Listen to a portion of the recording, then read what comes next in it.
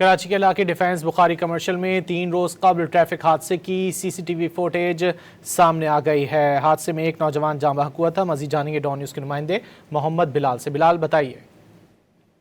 جی بالکل، دیکھیں ڈیفنس بخاری کمرشل میں 3 روز قبل ٹریفک حادثے میں کار سوار نوجوان کے جاں بحق ہونے کے پیش آیا تھا، جس کی سی سی ٹی وی فوٹیج بھی سامنے آ چکی ہے۔ فوٹیج میں دیکھا جا سکتا ہے کہ ٹریفک معمول کے مطابق چل رہا ہے، جبکہ کار یو ٹرن لے کر دوسرے روڈ پر جانے کی کوشش کرتی ہے۔ اسی دوران ایک تیز رفتار ڈالا اس کو ٹکر مار دیتا ہے۔